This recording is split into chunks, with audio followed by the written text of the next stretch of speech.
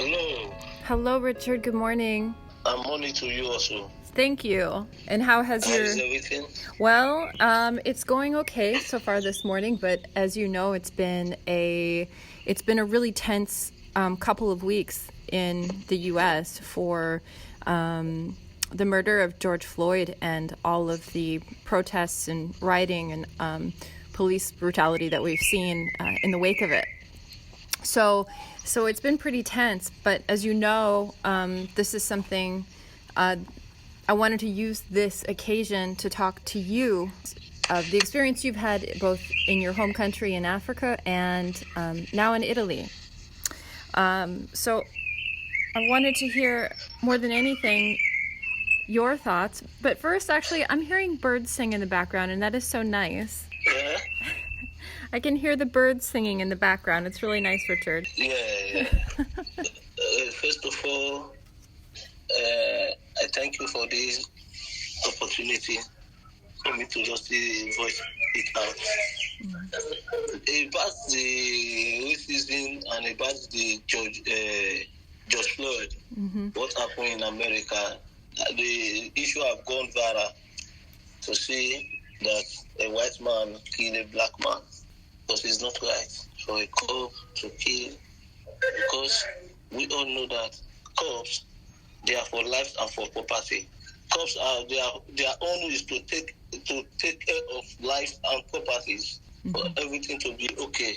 Not them by themselves taking laws into their hands. See what they have caused now. If you look the riots they are rioting in America, we have seen everything in social media, the way they are destroying things. For me, as a black man, white man kill a black man. We know it has happened. It has happened. But we should not go to that extent that there are many people are destroying things, looting things. That is unfair. It's unfair. Yeah. What do you think about? Unfair. What do you think about that when you see? What I really think about about those looting and everything is just because of an anger. It's just an anger because there's nobody that will be happy if they kill. At least if they kill somebody, there's nobody that will be happy in a justified way. Right. In a justified way. You kill somebody in unjustified way. People will rise up. They will rise up. You don't have anything to say because we all are one. But some people, some other people, let me put it, we have black as a racist, we have white as a racist. It's vice versa. In our country, we ourselves are still racist between ourselves. Talk less of white people. With this one now, the white people know that blacks, they know their rights. As for me, I got to feel that this racism, it has started for long, not now. So we came to this country, we know that there is racism. Before we came, we know that there is racism. Even in our country, back where I came from, there is racism between ourselves. I want to talk about that. I'm really curious how racism looks in Nigeria among people there versus... The racism in Nigeria is just about tribalism. It's about tribalism. Oh, okay, tribalism. Okay. Is a tribalism. See. And what are the sort of things that happen? For instance, we have different tribes in my country, different languages. These languages, we say, these languages is not good. This one, we say, these people are not good. Okay. We are not using tribalism between ourselves.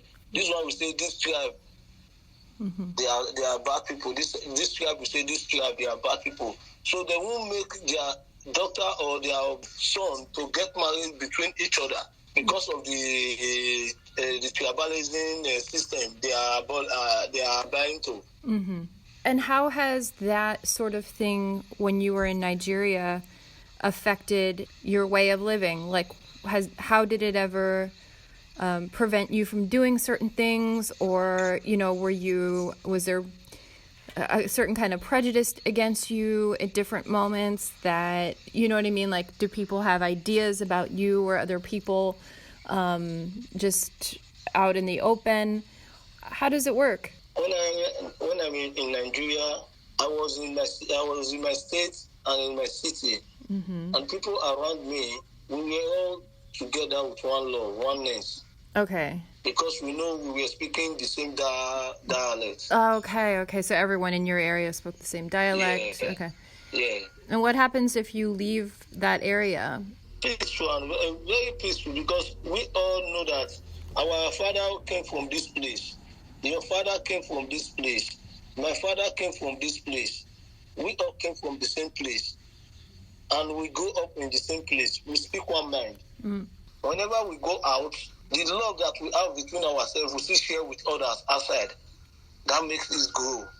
So we need love. That is what we need. It's not about demolishing things or whatever, looting things or white kill black. Black is killing black. And now that you are in Italy, will you talk about the racism that you experienced in Italy? Italian, they are good. They are good people. I love Italian. Yeah, I love Italian. They are good people. They have a good heart. But the few one that they have racist mind and all whatever, those one are the people that make people to say Italian people are not good. Italian people are racist. Many people are racist. Yeah, it's true. Well, yeah, right. Racism exists everywhere. Everywhere. But their own is not at violence. Right.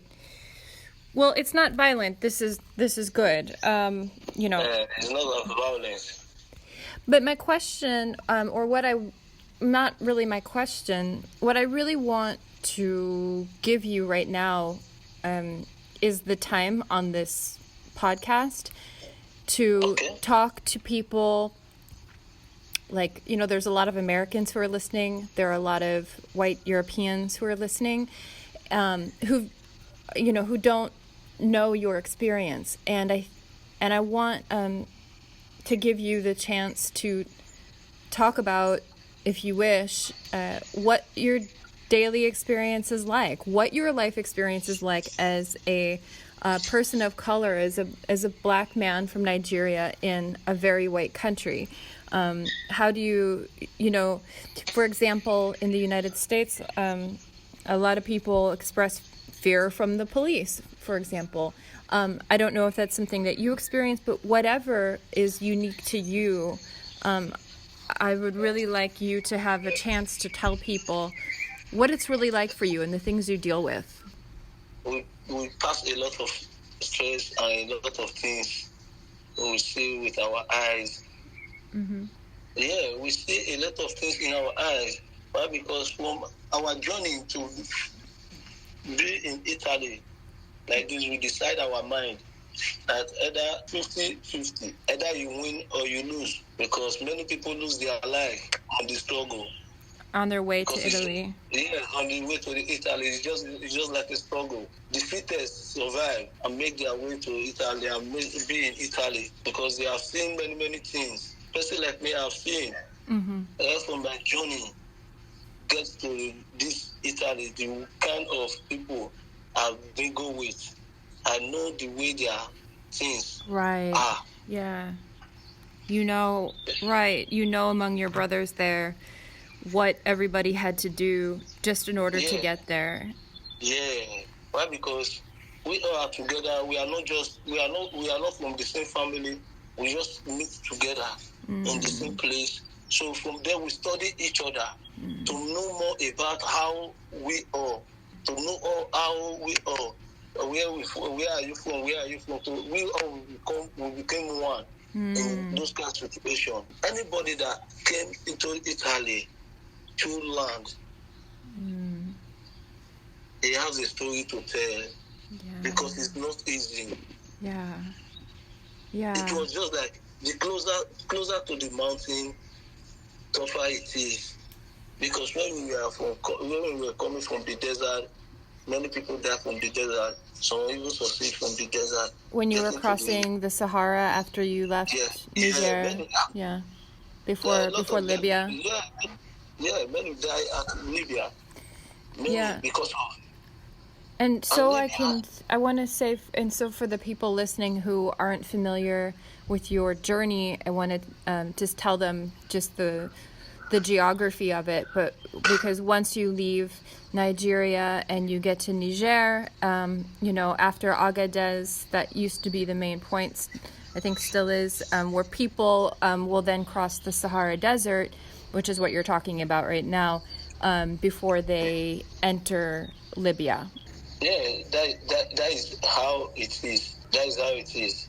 When I was in Niger, I spent a week in Niger. Mm-hmm. I studied the environment, the way people are living. Uh-huh. The way people are living in that environment. They have love between themselves, but few of them are betrayers that is doing a wrong job. That is doing a racist issue. Getting to Libya in Sabah, Mm-hmm. it was just like, hey, When you I'll were get to. when you were in Sabah, talk about the experience there, because now in Sabah you're also seen as an outsider because people look differently. They have lighter skin in Libya, right? Yeah, that's what I want to say now. When I get to Sabah, it's like, people are living in Africa. Mm-hmm. Africa is using Africa as the slaves in Libya, in Sabah. Yeah. They are selling their African brothers to Africa. You see why I said it before, that we black are killing ourselves. Chocolate, we heard that the white kill black now. They will use an African person to Right. beat an African person to death. So you were saying, just to clarify this for listeners too. So, when you're in Sabah, the people who were rounding up people to work as slaves, the people who were doing that were actually people of your own country. Yes, because of money. Just because of money. I know many people that died to those, because if you don't have money, you can't live there. Many people died there. Many, man. Oh, I see somebody that I know him very well, boy that I know very well. But when I see him in that prison, I was so very ashamed of seeing that boy, because I tears. Lucky, he said, bros, I've been in this place since a year plus. Man. He was. I share Yeah. tears because that boy does not have anybody. But thank God he still come out successfully. He makes the journey and he's still in Italy. Maybe on a very good day, I will still call him, still invite him. He should just share one or two stories with you. The things in Sabah there, it was very, very somehow. Moving from Sabah to Tripoli also, all is still the same Libya, but their way of doing things is just different. I see a lot of things, and people should just try and look into. The world should look into it, because we are just saying American man killed a black American man. It's not today it starts. It started before, far back. And so, Richard, what I'm hearing is about, as you talk about your experience traveling as a migrant through North Africa, that there was obviously a lot of discrimination because people could just look at you and know by the darker color of your skin that you were an outsider. Is that right? It's Libya people that do those things most. Libya, I will say Libya is the highest racist, because if Libya sees you as a black man, even though it is a Bombino can throw stone at you. Like the small boys? Yes, Bombino will throw stone at you. Why? Because it's how they trained them and what they taught them. So at there's the so from the age. time so a lot of people listening may not know what that is, and so the kids you're talking about, the small boys who were trained from as kids to hold you at gunpoint and kidnap, right? For example, I said a little boy Yeah. in Libya, as a Libya boy, see you as a black man. That is, you want to walk through the outside, or you want to cross the tar road. He will pick stone and stone you. Imagine a little boy like that. I'm just giving you now as an example. Imagine a little boy like that stoning a black without showing love. Why? Because that is what they taught them at the early age. That whenever you see black, stone them because they are bad people. Wow. Many people feel we black, we are bad. We are not bad. We are not bad. We are normal. We are human. We are human like you, people white. We are human like you. Yeah. Because we all are created by God. Yeah. Yeah. We all are created by God because we are all in image of God. You be white or you be black, or believe that we all are one. It's the same blood that is running in our vein. Yeah. I have to say to the people listening to me, we as a white or black, let's have one love. Love your neighbor as you love yourself. Let love lead. If I have a love for myself, I have a love for my fellow brothers. I can't harm my fellow brothers. Yeah. But if I have a love for myself, my brother don't have a love for me, he can definitely get me behind. So we need to show love for ourselves. Either you are white or you are black, forget the color. We are all human. That's what's up. Richard, thank you so much for talking to us about part of your experience. I know that this is just a fraction of it. I want you to know that we have unlimited time to keep talking about things. So anytime you want to talk about something that you see or that you're feeling or that you want to express, you can come here and I'll be happy to share your story, okay?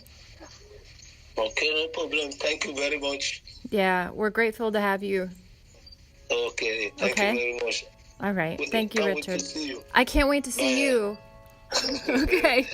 All right. Ciao, Richard. Thank you so much. Bye-bye. Ciao. Ciao.